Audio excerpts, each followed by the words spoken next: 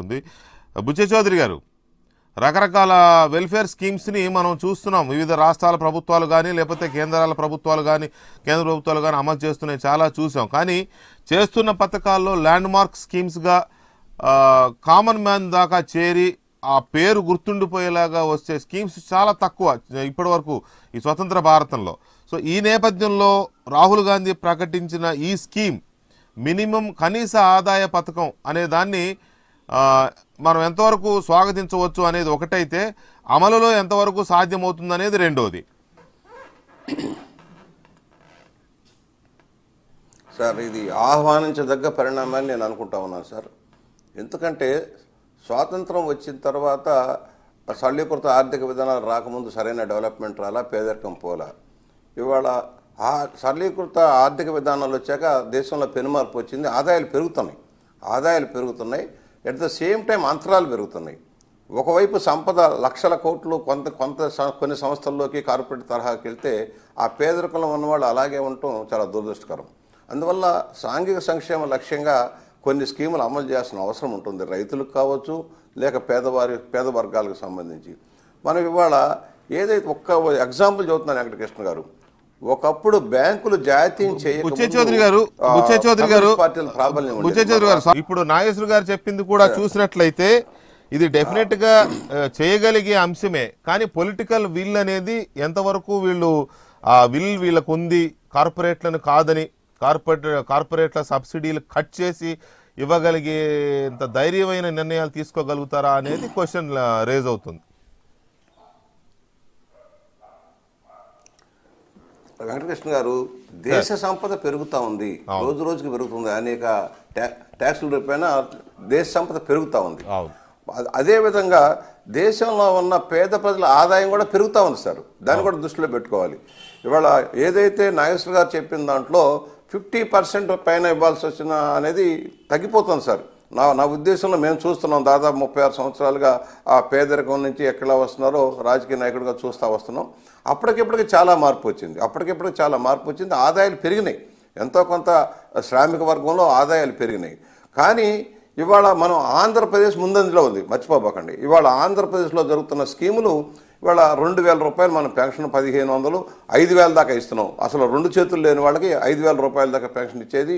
అలా కిడ్నీ వ్యాధిగ్రస్తులు లాంటి వాళ్ళకి 3500 ఇచ్చేది. ఇవన్నీ స్కీములు నడుస్తున్నాయి. ఇవాళ కేంద్రం యాడ్డాన్గా చేయాల్సిన అవసరం ఉంది. మళ్ళీ ఇతర పథకాలు మొన్న ఏమైంది, అనేక కేంద్ర పథకాలు రాష్ట్రాలు అమలు చేస్తున్నాయి. కేంద్రం వాటికి నిధులు ఆపేసింది. దానివల్ల రాష్ట్రాల మీద బాధ్యత పడతా ఉంది. ఆదాయాలేమో కేంద్రానికి, రాష్ట్రాలకేమో ఆదాయం తక్కువ వల్ల ఈ సమస్యలు వస్తున్నాయి. ఇవాళ ఏదైతే ఉందో, ఒకటి సామాన్యులకి ఎంతో కొంత మరీ నిరుపేదలు లేరు. ఒకటి ఆంధ్రప్రదేశ్ ఉంది. 56 లక్షల మంది దాదాపుగా పెన్షన్ తీసుకుంటూ నిరుపేదలకన్నీ అందుతున్నాయి కదా. ఉదాహరణకి ట్రాన్స్జెండర్స్ ఉన్నారు, వాళ్ళు న్యూట్రల్స్ అంటాం. వాళ్ళకి పెన్షన్ ఇస్తున్నారు 1500. వాళ్ళు మళ్ళీ రోడ్డు మీద ఎందుకు బెగ్గింగ్ వస్తూ ఉన్నాడు. అలాగే ఒక వికలాంగురికి డబ్బు ఇస్తూ ఉన్నారు, మళ్ళీ వాళ్ళు ఎందుకు రోడ్డు మీద యాచన చేస్తూ ఉన్నారు. అంటే ఎక్కడో తేడా వస్తుంది. మనం అసలైన అర్హులు ఎవరనేది నిర్ణయం కావాలి. ఇవాళ ఆధార్ కార్డు వచ్చిన తర్వాత సాధికార సర్వే జరుగుతూ ఉంది.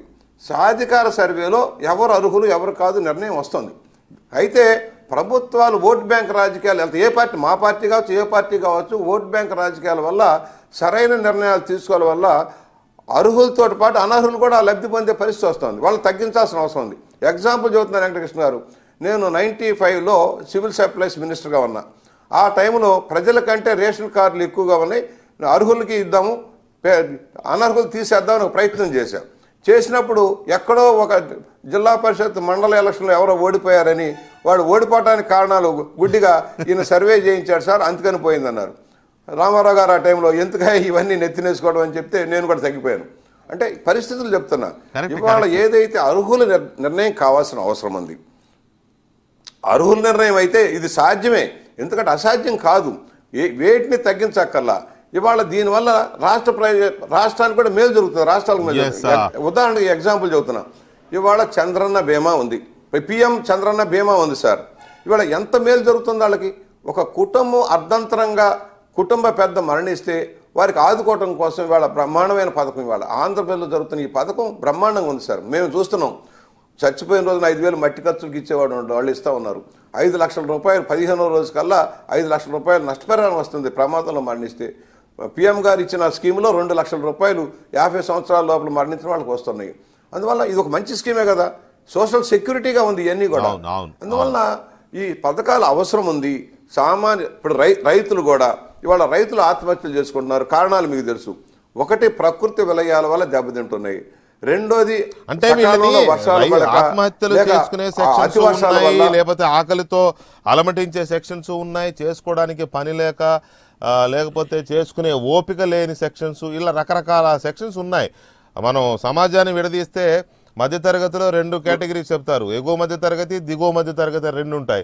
మళ్ళీ పేద వర్గాలు నిరుపేద వర్గాల 2 ఉంటాయి. సో దీన్ని ఎలా కేటగరైజ్ చేయాలి? మీరు అన్నది కరెక్ట్. ఒకటి, అర్హుల్ని సెలెక్ట్ చేయడంలోనే ఈ స్కీమ్ సక్సెస్ అనేది ఆధారపడి ఉంటుంది. ఎవరికి పడితే వాళ్ళకి మీరు అన్నట్టుగా కార్డులు, రేషన్ కార్డులు పక్క దేశాలకో పక్క రాష్ట్రాలకో ఇచ్చుకుంటూ పోతే ఇంకా ఏది సక్సెస్ కాదు, అది దుర్మార్గుల పాలకు వెళ్ళిపోతుంది. రైట్, రవిచంద్రారెడ్డి గారు, ఇది ఎంతవరకు ఇది వెంకటకృష్ణ ఒక్క నిమిషం చెప్పండి